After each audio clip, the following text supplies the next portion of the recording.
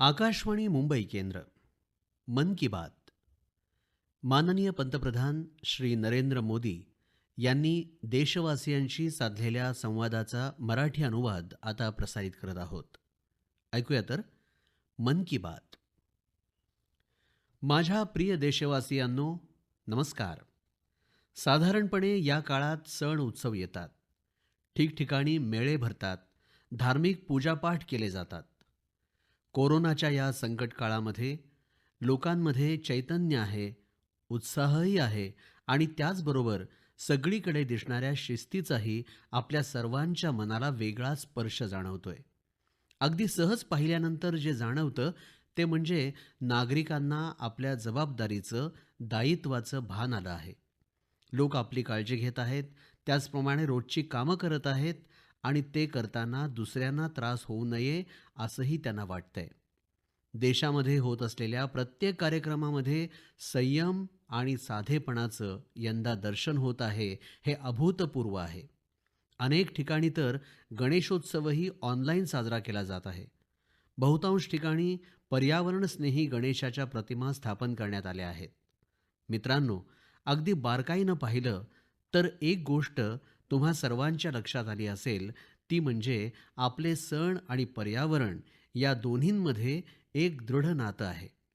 आपल्या प्रत्येक सण उत्सवाचा आनंद निसर्गाच्या सान्निध्यात जास्त मिळतो असा संदेश एकीकडे दिला जातो आणि दुसरीकडे आपले सगळे सण उत्सव हे निसर्गाच्या रक्षणासाठीच साजरे केले जातात.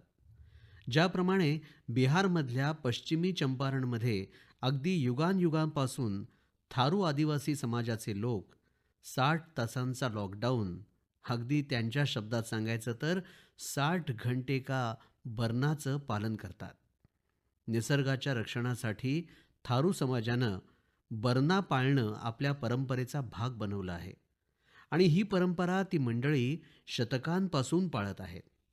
या काळामध्ये गावात कोणी येत नाही, कोणी आपल्या घरामधून बाहेर पडत नाही. जर कोणी घराबाहेर पडलं किंवा बाहेरून कोणी आलं आणि लोकांनीही दैनंदिन कामकाज केलं तर नवीन रोपांना, झाडांना नुकसान होऊ शकतं, असं हे लोक मानतात.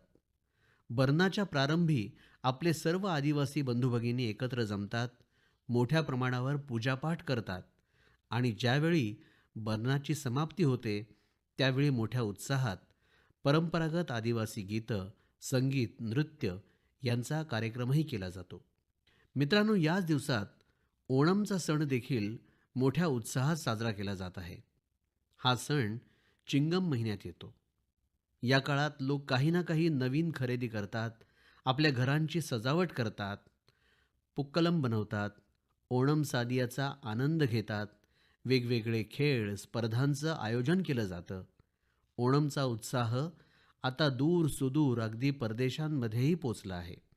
अमेरिका असो, युरोप असो किंवा आखाती देश असोत, ओणमचा उत्साह सगळीकडे पाहायला मिळतोच.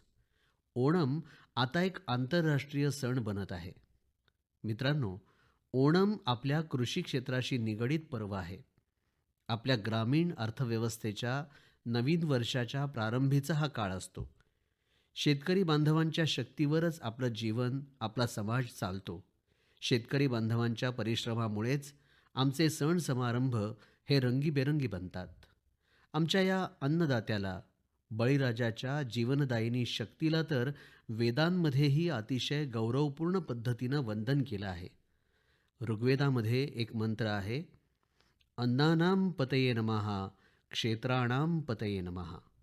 याचा अर्थ असा की हे अन्नदाता, तुला वंदन आहे. शेती करणाऱ्याला माझा नमस्कार असो. आमच्या शेतकरी बांधवांनी कोरोनाच्या या कठीण परिस्थितीमध्येही आपली क्षमता सिद्ध केली. आपल्या देशामध्ये यंदा खरीपाच्या पेरण्यांमध्ये गेल्या वर्षीच्या तुलनेत 7% वाढ झाली.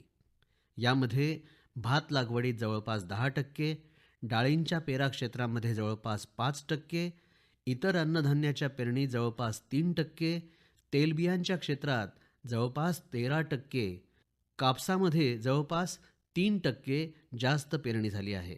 आणि यासाठी मी देशातल्या सर्व शेतकरी बांधवांचं अभिनंदन करतो, त्यांच्या परिश्रमाला वंदन करतो. माझ्या प्रिय देशवासियांनो, कोरोनाच्या या कालखंडामध्ये अनेक आघाड्यांवर देश लढतोय. त्याचबरोबर अनेक वेळा मनात असाही प्रश्न उपस्थित होतो, की इतक्या दीर्घ काळापर्यंत घरामध्ये राहून माझी छोटी-छोटी बालमित्र मंडळी वेळ कसा घालवत असतील? या प्रश्नाचं उत्तर शोधायचा आम्ही प्रयत्न केला.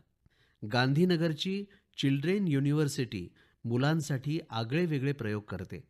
भारत सरकारचं महिला आणि बाल विकास मंत्रालय, शिक्षण मंत्रालय, सूक्ष्म, लघु आणि मध्यम उद्योग मंत्रालय या सर्वांनी मिळून मुलांसाठी नेमकं काय करता येईल यावर विचारमंथन केलं, चिंतन केलं. आणि माझ्यासाठी हे करणं अतिशय सुखद होतं, लाभकारीही होतं, कारण या प्रक्रियेतून मलाही काहीतरी नवीन माहिती मिळाली, नवं शिकण्याची संधी मिळाली. मित्रांनो, आमच्या चिंतनाचा विषय होता मुलांची खेळणी, मुलांच्या खेळांच्या वस्तू आणि विशेषतः भारतीय खेळ. या गोष्टींवर आम्ही विचारमंथन केलं. भारतातल्या मुलांना नवनवीन खेळणी कशी मिळू शकतील, खेळणी उत्पादन करण्यामध्ये भारत एक मोठं केंद्र कसं बनू शकेल, यावरही विचारमंथन झालं. मन की बात ऐकत असलेल्या मुलांच्या मातापित्यांची मी आधीच क्षमा मागतो, कारण कदाचित आताची ही मन की बात ऐकल्यानंतर खेळण्यांविषयीची नवीन मागणी येऊ शकते आणि त्यांना एक नवीन काम लागू शकतं. मित्रांनो, कोणतंही खेळणं हे मुलांची ॲक्टिव्हिटी वाढवणारं असतं. तसंच खेळणं आपल्या आकांक्षांना पंख लावणारंही असतं. खेळणं केवळ मन रमवणारं किरकोळ साधन नाही. एखाद्या खेळण्यामुळे मन तयार होतं. मुलांच्या मनामध्ये ध्येय निर्माण करण्याचं कामही होतं. मुलांच्या खेळण्याविषयी गुरुदेव रवींद्रनाथ टागोर यांनी म्हटलेलं मी कुठेतरी वाचलंय. टागोर म्हणाले होते, की जे खेळणं अपूर्ण आहे ते सर्वात चांगलं उत्कृष्ट खेळणं असतं. जे खेळणं अपूर्ण आहे ते खेळणं मुलांनी मिळून खेळत-खेळत पूर्ण केलं पाहिजे. गुरुदेव टागोर यांनी म्हटलं होतं, की ज्यावेळी ते लहान होते, त्यावेळी ते स्वतःच्या कल्पनेनं घरामध्येच असलेलं सामान घेऊन आपल्या मित्रमंडळींच्या बरोबर खेळणी आणि खेळ तयार करत. परंतु एक दिवस त्या बाळगोपाळांच्या मौज-मस्तीच्या क्षणांमध्ये मोठी मंडळी दाखल झाली. त्यांच्यातल्याच एका दोस्तानं एक मोठं सुंदर विदेशी खेळणं खेळण्यासाठी आणलं. मित्र ते खेळणं घेऊन ऐटीत मिरवत होता. त्यामुळे आता सर्व मित्रांचं लक्ष खेळामध्ये राहिलंच नाही, तर त्या विदेशी खेळण्याकडे ते आकर्षित झालं. प्रत्येकाच्या दृष्टीनं खेळातली मौज संपली होती आणि ते खेळणं मात्र सर्वांना आकर्षित करत होतं. जो मुलगा कालपर्यंत अगदी सर्वांमध्ये मिळून मिसळून खेळत होता, सर्वांच्या मध्ये राहत होता, खेळामध्ये अगदी रममाण होत होता, तो मुलगा सर्वांपासून आता दूर राहू लागला. विदेशी खेळणं जवळ असलेल्या मुलाच्या मनात एक प्रकारे इतर मुलांविषयी भेदाचा भाव निर्माण झाला. महागडं खेळणं आणण्यामध्ये काही विशेष नव्हतं, तसंच त्यामध्ये शिकण्यासारखंही काही नव्हतं. फक्त एक आकर्षक रूप त्या खेळण्याचं होतं. त्या आकर्षक खेळण्यानं एका उत्कृष्ट मुलाला कुठेतरी दाबून टाकलं, लपवून टाकलं, अगदी मलूल बनवून टाकलं. या खेळण्यानं धनाचा, संपत्तीचा, मोठेपणाचा बडेजाव याचं प्रदर्शन तर केलंच, पण त्या मुलाची निर्मिती क्षमता, सर्जकता ही देखील संपुष्टात आणली. निर्मितीच्या प्रक्रियेला मिळणारं प्रोत्साहन थांबवलं. म्हणजे खेळणं मिळालं, पण खेळ संपुष्टात आला. त्यामुळे मुलांचं खेळातून उमलणंही कुठेतरी हरवून गेलं. आणि म्हणूनच गुरुदेव म्हणत होते, की मुलांना त्यांचं बालपण जगता यावं असं खेळणं हवं. मुलांमधल्या सर्जकतेला वाव देणारं खेळणं असलं पाहिजे. मुलांच्या जीवनातल्या वेगवेगळ्या पैलूंवर खेळण्याचा प्रभाव पडत असतो आणि याविषयी राष्ट्रीय शैक्षणिक धोरण निश्चित करतानाही खूप लक्ष देण्यात आलं आहे. खेळ खेळताना शिकणं, खेळणी, खेळ बनवण्यास शिकणं, ज्या ठिकाणी खेळणी बनवली जातात त्या स्थानांना भेट देणं, या सर्व गोष्टींचा नवीन अभ्यासक्रमामध्ये समावेश करण्यात आला आहे. मित्रांनो, आपल्या देशामध्ये स्थानिक खेळण्यांची अतिशय समृद्ध परंपरा आहे. अनेक प्रतिभाशाली आणि कुशल कलाकार आहेत. ही मंडळी अतिशय सुंदर खेळणी बनवण्यात पारंगत आहेत. भारताच्या काही भागांमध्ये टॉय क्लस्टर म्हणजेच खेळणी केंद्र म्हणूनही विकसित करण्यात येत आहेत. कर्नाटकमध्ये रामनगरमध्ये चन्नापटना, आंध्र प्रदेशातल्या कृष्णा इथं कोंडापल्ली, तामिळनाडूतल्या तंजावर, आसाममध्ये धुबरी, उत्तर प्रदेशात वाराणसी अशी अनेक ठिकाणांची नावं सांगता येतील. जागतिक स्तरावर खेळणी उद्योगाची उलाढाल 7 लाख कोटींपेक्षाही जास्त आहे, हे जाणून आपल्या सर्वांना नवल वाटेल. या 7 लाख कोटींमध्ये भारताचा हिस्सा मात्र अतिशय कमी आहे.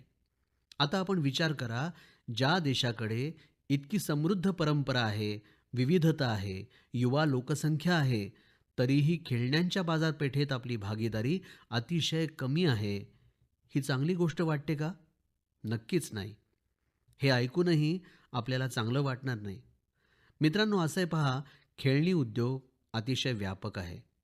गृहउद्योग असो, लहान आणि छोटा उद्योग असो, एम-एस-एम-ई असो, त्यांच्या जोडीला मोठे उद्योग आणि खाजगी उद्योग यांच्या परिघात येतात. सर्वांना पुढे जाण्यासाठी देशात सर्वांनी मिळून प्रयत्न परिश्रम केले पाहिजेत. आता ज्याप्रमाणे आंध्र प्रदेशातल्या विशाखापट्टणममध्ये सी-व्ही राजू आहेत, त्यांच्या गावातले एतिकोप्पका खेळणं एकेकाळी अतिशय प्रचलित होतं. या खेळण्याचं खास वैशिष्ट्य म्हणजे ही खेळणी लाकडापासून बनवली जात होती. आणखी एक गोष्ट म्हणजे या खेळण्यामध्ये आपल्याला कुठंही कोणत्याही प्रकारचा अँगल म्हणजे कोन मिळत नाही. हे खेळणं सर्व बाजूंनी गोलाकार होतं. त्यामुळे मुलांना खेळणं हाताळताना लागण्याची, इजा होण्याची शक्यता नव्हती. सी-व्ही राजू यांनी एतिकोप्पका खेळण्यासाठी आता आपल्या गावातल्या कलाकारांना मदतीला घेऊन एक नवीन मोहीमच सुरू केली आहे. सर्वात उत्तम दर्जाचं एतिकोप्पका खेळणं बनवून सी-व्ही राजू यांनी स्थानिक खेळण्याला पुन्हा एकदा प्रतिष्ठा प्राप्त करून दिली आहे. खेळण्यांच्या बरोबर आपण दोन गोष्टी करू शकतो. आपल्या गौरवशाली भूतकाळाला पुन्हा आपल्या जीवनात आणू शकतो आणि आपलं स्वर्णिम भविष्यही निर्माण करू शकतो. मी आपल्या स्टार्टअप मित्रांना, आपल्या नव्या उद्योजकांना सांगू इच्छितो की टीम अप फॉर टॉयज. चला, सर्वजण मिळून खेळणी बनवूया. आता सर्वांसाठी लोकल, स्थानिक खेळण्यांसाठी व्होकल होण्याचा हा काळ आहे. तेव्हा चला, आपल्या छोट्या दोस्तांसाठी काही नवीन प्रकारची उत्तम दर्जाची खेळणी आपण बनवूया, ज्या खेळण्यांमुळे मुलांचं बालपण समृद्ध होऊन ती अधिक उमलून येतील अशी खेळणी हवी आहेत. आपल्या पर्यावरणाला अनुकूल ठरतील अशीच खेळणी आपण बनवणार आहोत.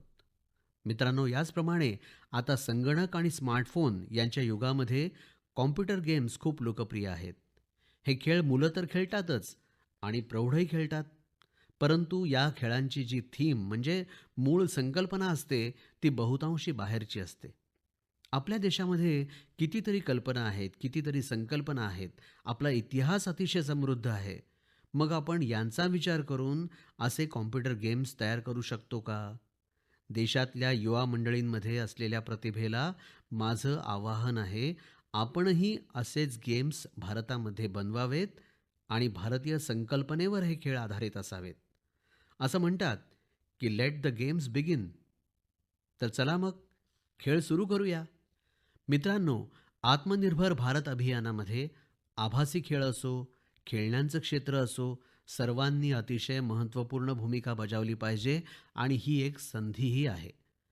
आजपासून 100 वर्षांपूर्वी म्हणजे ज्यावेळी असहकाराचं आंदोलन सुरू झालं, त्यावेळी गांधीजींनी लिहिलं होतं की असहकार आंदोलन देशवासियांमध्ये आत्मसन्मान आणि आपल्यामधल्या शक्तीचा परिचय करण्यासाठी एक प्रयत्न आहे. आज ज्यावेळी आपण देशाला आत्मनिर्भर बनवण्याचा प्रयत्न करीत आहोत, त्यावेळी आपण सर्वांनी पूर्ण आत्मविश्वासाने पुढे यायचं आहे.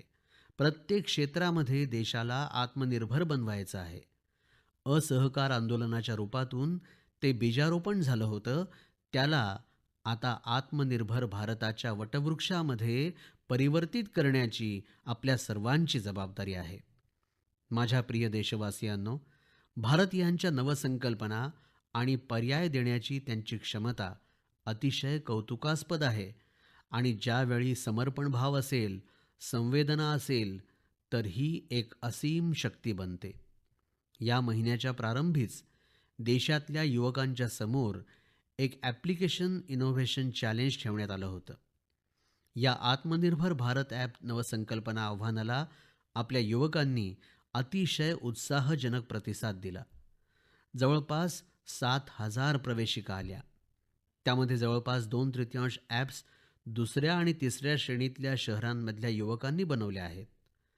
हा आत्मनिर्भर भारतासाठी, देशाच्या भविष्यासाठी एक शुभ संकेत आहे. आत्मनिर्भर ॲप इनोव्हेशन चॅलेंजचा निकाल पाहून तुम्ही सर्वजण नक्कीच प्रभावित व्हाल. अनेक प्रकारे तपासणी पडताळणी केल्यानंतर वेगवेगळ्या वर्गांमध्ये जवळपास 2 डझन ॲप्सना पुरस्कार देण्यात आले. आपण सर्वांनी या ॲप्सची माहिती घ्यावी आणि त्यांच्याशी जरूर जोडलं जावं. कदाचित आपल्याला असे नवीन वेगळे उपयुक्त ॲप बनवण्याची प्रेरणा त्यातून मिळू शकेल. यामध्येच एक ॲप आहे कुटुकी, जे लहान मुलांच्या शिक्षणासाठीचं ॲप आहे. लहान मुलांशी संवाद साधणारं ॲप आहे. त्यामध्ये गाणी, कथा यांच्या माध्यमातून गप्पा गोष्टी करत मुलांना गणित आणि विज्ञान या विषयातलं खूप काही शिकता येतं. यामध्ये ॲक्टिव्हिटी आहे, खेळही आहेत. याचप्रमाणे एक मायक्रो ब्लॉगिंग प्लॅटफॉर्मचंही ॲप आहे. त्याचं नाव आहे कुकू. यामध्ये आपण आपल्या मातृभाषेमध्ये मजकूर, व्हिडिओ आणि ऑडिओ यांच्या माध्यमातून आपल्याला काय सांगायचंय ते मांडू शकतो, संवादही साधू शकतो. याचप्रमाणे चिंगारी ॲप युवा वर्गामध्ये चांगलंच लोकप्रिय होत आहे. आणखी एक ॲप आहे आस्क सरकार. यामध्ये चॅटबोटच्या माध्यमातून तुम्ही संवाद साधू शकता आणि कोणत्याही सरकारी योजनेविषयी माहिती जाणून घेऊ शकता. मजकूर, ऑडिओ आणि व्हिडिओ या तीनही प्रकारांमध्ये ही माहिती मिळू शकते. हे ॲप आपल्याला खूप मदत करू शकतं. आणखी एक ॲप आहे स्टेप सेट गो. हे फिटनेस ॲप आहे. आपण नेमकं किती चाललो, किती कॅलरीज बर्न झाल्या याचा सगळा हिशेब हे ॲप ठेवतं. आपल्याला तंदुरुस्त राहण्यासाठी प्रोत्साहन देण्याचं हे ॲप काम करतं. ही स्पर्धा जिंकणारी अशी अनेक ॲप्स आहेत. इथं मी काही उदाहरणं दिली. काही व्यावसायिक ॲप्सही आहेत. गेम्सची ॲप आहेत. यामध्ये is equal to, books and expense, Zoho, workplace, FTC talent. आपण सर्वांनी याविषयी नेटवर सर्च करावं. आपल्याला खूप माहिती मिळेल आणि आपणही अशी ॲप्स बनवण्यासाठी पुढे यावं, नवीन काही करावं. आपण केलेले प्रयत्न, आजचे लहान लहान स्टार्टअप्स उद्या मोठमोठ्या कंपन्यांमध्ये रूपांतरित होतील आणि जगात भारताची एक वेगळी ओळख बनेल. आज संपूर्ण जगामध्ये ज्या मोठमोठ्या कंपन्या तुम्हाला दिसत आहेत, त्याही कोणे एकेकाळी अशाच स्टार्टअप होत्या, हे तुम्ही कधीच विसरू नका. प्रिय देशवासियांनो, आपल्याकडे लहान मुलं, आमचे विद्यार्थी आपली संपूर्ण क्षमता दाखवू शकतील, आपलं सामर्थ्य दाखवू शकतील. यासाठी सर्वात मोठी भूमिका असते ती पौष्टिकतेची, त्यांना मिळणाऱ्या पोषणाची. संपूर्ण देशामध्ये सप्टेंबर महिना हा पोषण मास म्हणून पाळण्यात येणार आहे. नेशन आणि न्यूट्रिशन यांचा अगदी खोलवर संबंध आहे. आपल्याकडे एक वाक्प्रचार प्रचलित आहे, यथा अन्नम तथा मन्नम. म्हणजेच जसं अन्न ग्रहण केलं जातं तसाच आमचा मानसिक आणि बौद्धिक विकासही होत असतो. तज्ज्ञ सांगतात की अर्भकाला गर्भामध्ये असताना आणि बालपणी जितकं चांगलं पोषण मिळेल तितका त्याचा चांगला मानसिक विकास होतो आणि ते बाळ स्वस्थ निरोगी राहतं. लहान मुलांच्या पोषणासाठी मातेला देखील चांगला पोषक आहार मिळणं अतिशय गरजेचं आहे. पोषण अथवा न्यूट्रिशन याचा अर्थ आपण काय खातो, किती खातो आणि किती वेळा अन्न ग्रहण करतो इतकाच मर्यादित नाही, तर याचा अर्थ आहे आपल्या शरीराला आवश्यक असणारी पोषक तत्व आपण ग्रहण करीत असलेल्या अन्नातून आपल्याला मिळत आहेत का हे पाहणं. आपल्याला आयर्न, कॅल्शियम मिळतं की नाही, सोडियम मिळतं की नाही, व्हिटॅमिन्स मिळतात की नाही, या सगळ्याचं पोषणामध्ये अतिशय महत्त्व आहे. पोषक आहार आंदोलनामध्ये लोकांचा सहभाग असणं अत्यंत महत्त्वाचं आणि गरजेचं आहे. जनभागीदारीच हे आंदोलन यशस्वी करू शकते. गेल्या काही वर्षांमध्ये या दिशेनं आपल्या देशात अनेक प्रयत्न करण्यात आले. विशेष करून आपल्या ग्रामीण भागामध्ये जनतेच्या सहभागानं हे जन आंदोलन बनवण्यात येत आहे. पोषण सप्ताह असो, पोषण महिना असो, यांच्या माध्यमातून जास्तीत जास्त जागरूकता निर्माण केली जात आहे. शाळांना देखील यामध्ये जोडण्यात आलेलं आहे. मुलांसाठी विविध स्पर्धांचं आयोजन करून पोषणाविषयी जागरूकता वाढवण्यासाठी सातत्यानं प्रयत्न केले जात आहेत. ज्याप्रमाणे वर्गामध्ये मॉनिटर असतो, त्याप्रमाणे न्यूट्रिशन मॉनिटरही असावा. प्रगती पुस्तकाप्रमाणे न्यूट्रिशन कार्डही बनवण्यात यावं, अशा गोष्टींचा प्रारंभ यात करण्यात येत आहे. पोषण मास, न्यूट्रिशन मंथ या काळामध्ये माय पोर्टलवर एक फूड अँड न्यूट्रिशन क्विज आयोजित करण्यात येणार आहे आणि त्याचबरोबर एक मीम स्पर्धाही होणार आहे. आपण सर्वांनी यामध्ये भाग घ्यावा आणि इतरांनाही भाग घेण्यासाठी प्रोत्साहित करावं. मित्रांनो, जर आपल्याला गुजरातमध्ये सरदार वल्लभभाई पटेल यांच्या स्टॅच्यू ऑफ युनिटी स्मारकाला भेट देण्याची संधी यापूर्वी मिळाली असेल, तर तुम्ही ते पाहिलं असेलच. पण आता कोविड नंतर हे स्मारक पर्यटकांच्या भेटीसाठी पुन्हा उघडलं जाणार आहे. त्यावेळी जाण्याची संधी मिळाली तर तिथे एक अगदी वेगळं, अद्वितीय असं न्यूट्रिशन पार्क बनवण्यात आलेलं आहे, तेही पहा. अगदी खेळाखेळातून न्यूट्रिशनविषयी शिक्षण मिळतं. अगदी सहजतेनं ज्ञान देणं हे जणू तिथे आनंदाचं काम बनवलेलं आहे. तेव्हा आपण सर्वजण हे पार्क जरूर पाहू शकता. मित्रांनो, भारत एक विशाल देश आहे. आपल्याकडे खाद्यशैलीमध्ये मोठ्या प्रमाणावर विविधता आहे. आपल्या देशामध्ये वेगवेगळे 6 ऋतू असतात.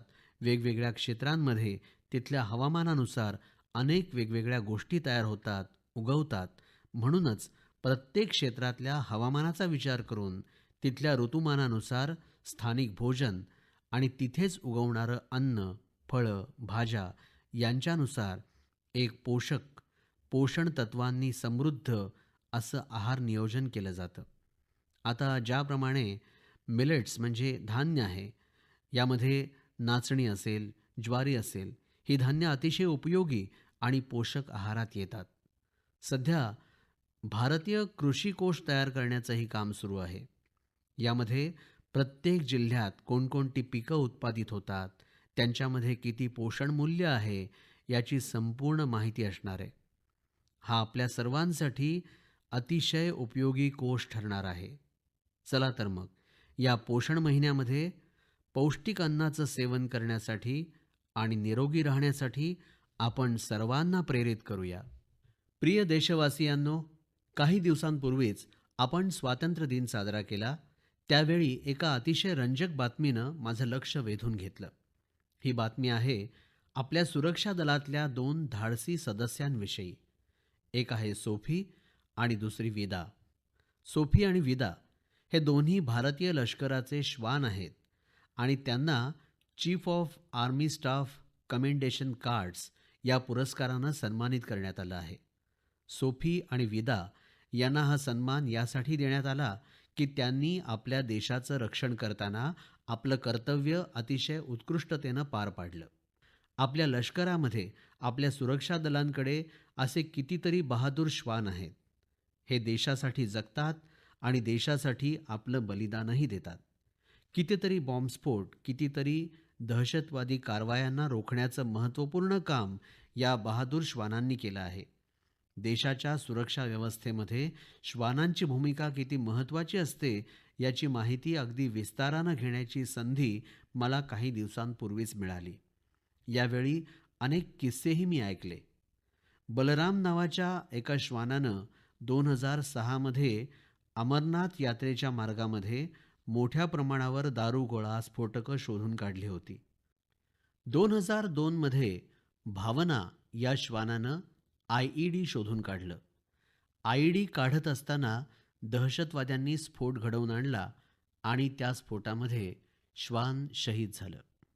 2-3 वर्षांपूर्वी छत्तीसगडमधल्या बिजापूर इथं केंद्रीय राखीव पोलीस दलाचा एक स्निफर श्वान क्रॅकर हा सुद्धा आयईडी स्फोटामध्ये शहीद झाला होता. काही दिवसांपूर्वी कदाचित आपण सर्वांनी टीव्हीवर एक खूप भावूक करणारं दृश्य पाहिलं असेल. त्यामध्ये बीड पोलिसांनी आपला साथीदार सदस्य श्वान रॉकी याला संपूर्ण सन्मानानं अखेरचा निरोप दिला होता.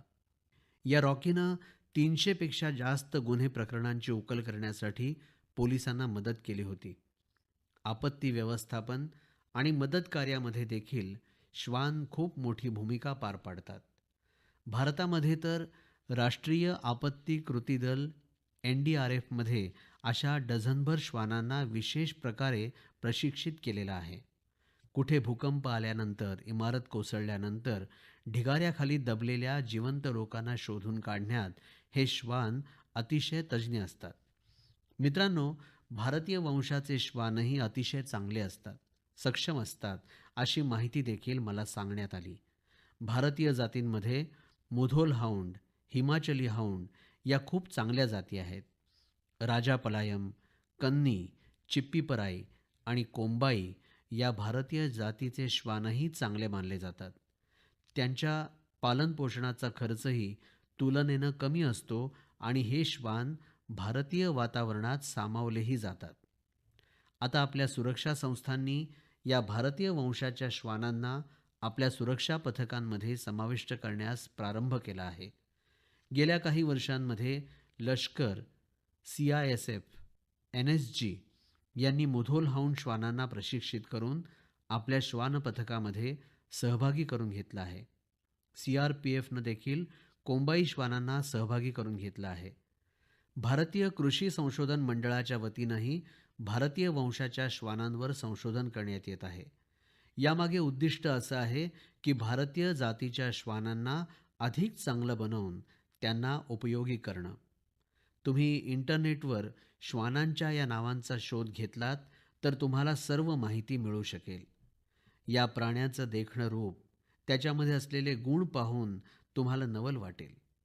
जर तुम्ही कुत्रे पाळण्याचा विचार करत असाल तर त्यापैकीच कोणत्याही भारतीय वंशाच्या श्वानाला आपल्या घरी घेऊन या. आत्मनिर्भर भारत हा ज्यावेळी जनमनाचा मंत्र बनतोय, तर मग कोणतंही क्षेत्र यातून मागे सुटून कसं चालेल बरं? माझ्या प्रिय देशवासियांनो, काही दिवसांनीच म्हणजे 5 सप्टेंबरला आपण शिक्षक दिन साजरा करणार आहोत. सर्वजण आपल्या जीवनातलं यश तसंच आपल्या जीवन प्रवासाकडे पाहतात, त्यावेळी त्यांना आपल्या कोणत्या ना कोणत्या शिक्षकाचं नक्कीच स्मरण होतं. अतिशय वेगानं काळ बदलतोय आणि या कोरोना संकट काळामध्ये तर आपल्या शिक्षकांच्या समोर परिवर्तनाचं एक मोठं आव्हान उभं ठाकलं आहे. आपल्या सर्व शिक्षकांनी या आव्हानाला समस्या न मानता त्याचा संधी म्हणून स्वीकार केला, याचा मला आनंद वाटतो. शिक्षणामध्ये आता तंत्रज्ञानाचा जास्तीत जास्त उपयोग होत आहे. यासाठी नवीन पद्धतीचा स्वीकार त्यांनी केला आहे. विद्यार्थी वर्गाला कशी मदत करता येईल याचा विचार आपल्या शिक्षकांनी सहजतेनं केला आणि त्या पद्धतींचा स्वीकार करून मुलांना शिकवलं. आज देशामध्ये प्रत्येक ठिकाणी काही ना काहीतरी नवसंकल्पना रुजते आहे. शिक्षक आणि विद्यार्थी मिळून काहीतरी नवीन करत आहेत. ज्या प्रकारे राष्ट्रीय शैक्षणिक धोरणाच्या माध्यमातून एक मोठं परिवर्तन घडून येत आहे, त्याचा लाभ विद्यार्थी वर्गापर्यंत पोहोचवण्यासाठी आमचे शिक्षक अतिशय महत्त्वाची भूमिका पार पाडतील, असा माझा पूर्ण विश्वास आहे. मित्रांनो आणि विशेष करून माझ्या शिक्षक साथीदारांनो, वर्ष 2022 मध्ये आपला देश स्वातंत्र्याचं 75वं वर्ष साजरं करणार आहे. प्रत्यक्ष स्वातंत्र्य मिळण्याच्या आधी अनेक वर्षांपासून आपल्या देशाला स्वातंत्र्याच्या लढ्याचा प्रदीर्घ इतिहास आहे. या काळामध्ये देशासाठी प्राणाचं बलिदान करणारे महान पुत्र देशाच्या प्रत्येक कानाकोपऱ्यात आहेत. या महान पुत्रांनी आपल्या सर्वस्वाचा त्याग केला. आजच्या पिढीला, आमच्या विद्यार्थी वर्गाला स्वातंत्र्याच्या लढ्यातल्या महान नायकांचा परिचय करून देणं, या वीरपुत्रांची माहिती देणं अतिशय आवश्यक आहे. आपल्या जिल्ह्यामध्ये, आपल्या परिसरामध्ये स्वातंत्र्य आंदोलनाच्या काळात नेमकं काय घडलं, ते आंदोलन कसं झालं, त्यावेळी कोणी हौतात्म्य पत्करलं, किती जण त्यावेळी कारागृहामध्ये होते, या सर्व गोष्टी आजच्या विद्यार्थी वर्गानं जाणल्या तर त्यांच्या व्यक्तिमत्वावर त्याचा नक्कीच प्रभाव पडेल. यासाठी अनेक कामं करणं सहज शक्य आहे आणि ही मोठी जबाबदारी आमच्या शिक्षकांची आहे. आपण ज्या जिल्ह्यामध्ये आहोत, त्या जिल्ह्यामध्ये गेल्या शतकात स्वातंत्र्य लढ्यासंदर्भात कोणती घटना घडली, याविषयी विद्यार्थी वर्गाकडून संशोधन करून घेणं शक्य आहे.